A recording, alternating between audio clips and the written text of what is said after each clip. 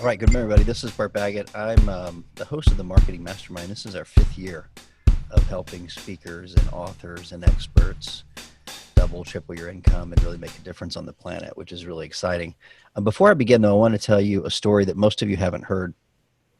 When I published my first book back in 1994, I had just quit my first and only real job. I was 21 or 22, just got on Pepperdine, went to work in Las Vegas at the Mirage, and I was making 40, 50,000 a year at 21. Thought I was doing really well, right?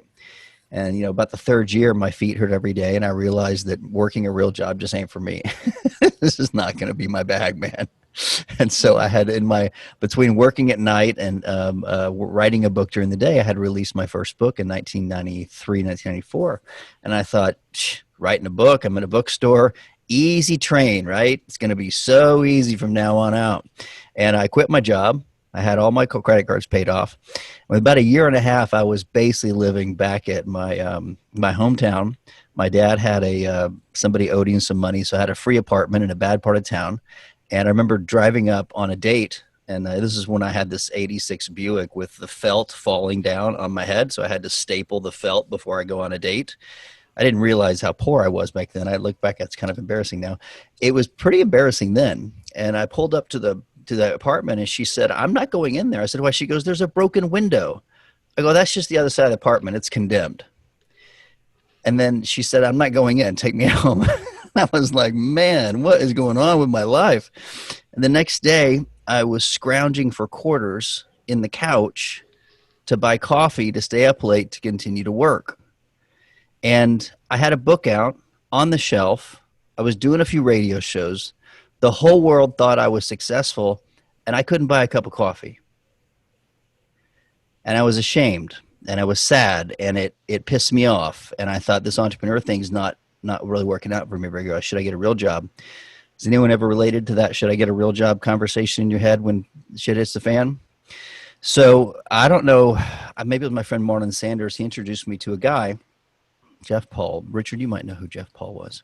Jeff Paul at the time was in the infomercial business, and he was in the direct mail business. And he, at the time, had a $3,000 come to my office, I'll show you how I do it system. I'll show you how to sell information products. I'll show you how you can stop this churn of selling $7, $10 books. And I didn't have $3,000, but I found it. I borrowed it, and I spent a week up in Jeff Paul's office and his house and with a bunch of other people. And I followed everything to the T. We're talking the same ugly yellow envelope, the same handwritten envelope, everything that he taught me. This is back in 96, right? 94, 95. And that one decision changed my life. And I went from making no money, from 4,000 a month to 8,000 a month to 16,000 a month, all within about an 8-month span, because I followed the system. And that, without meeting that guy, without meeting that mentor, I would not be here today. I'd probably be having a real job, because I had expertise. I had a little bit of fame. I had the ability to demonstrate and awe and shock, but I didn't have the right business model. And from that conversation and that experience with Jeff Paul, there was a number of other turning points that helped me become quite successful in this particular niche.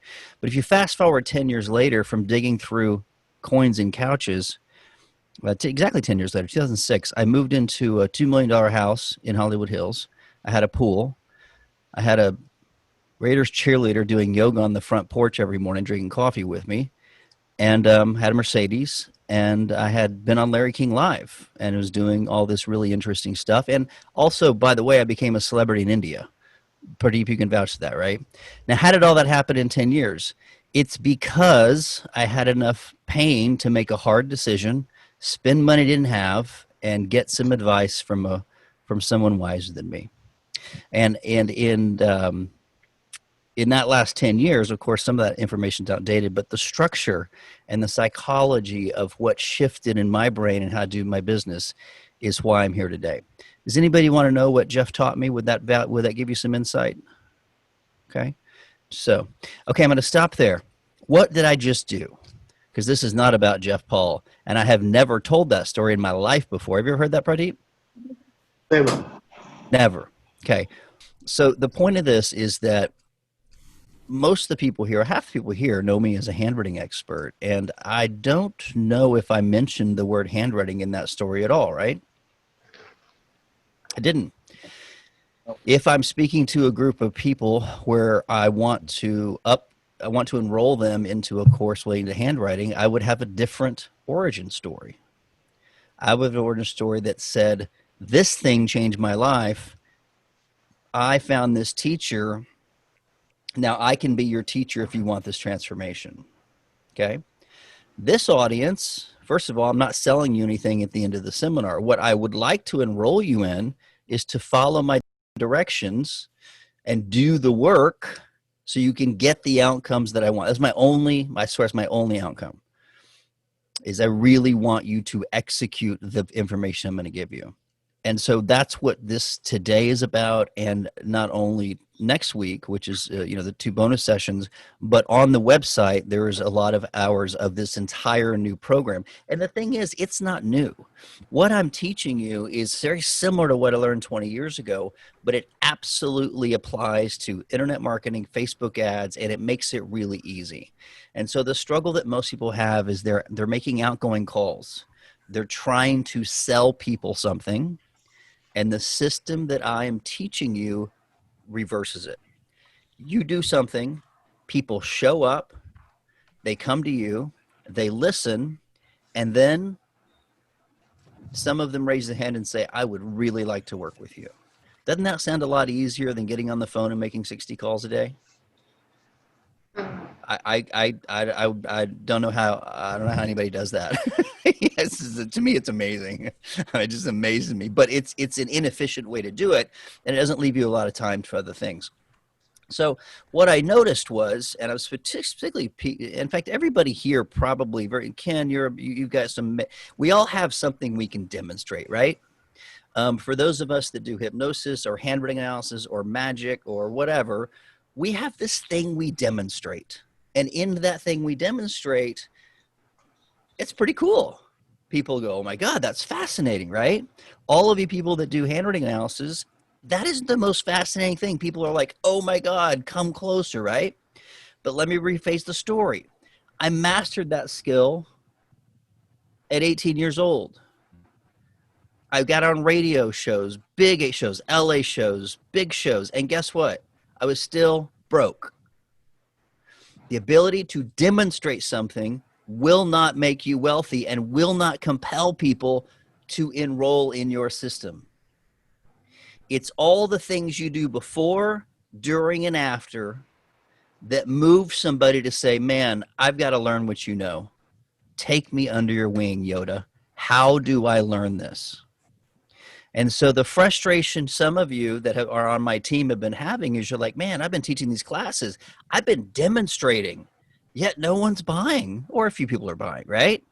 Yes, demonstrating is the same thing I did on radio shows. The difference was I wasn't telling the right story. I didn't have the right hook. I didn't have the right call to action. I didn't have the right offer. When I dialed those in, my whole life changed. One radio show, $8,000 in sales. Howard Stern, $30,000 in sales. Okay, this is old stuff now. This is back in the 90s. But my point is, if you can get the origin story nailed down, if you can get the other 4 stories that we're going to talk about dialed in to reach your audience on an emotional level, they will stand up and jump over tables and rush to come buy your stuff. That is the outcome. Who wants that? Thank you. Oh, it looks like you're in the right place this morning. Hey, it's 8 a.m. here. It's 1 a.m. in Australia, so I know you're committed if you're here. Okay.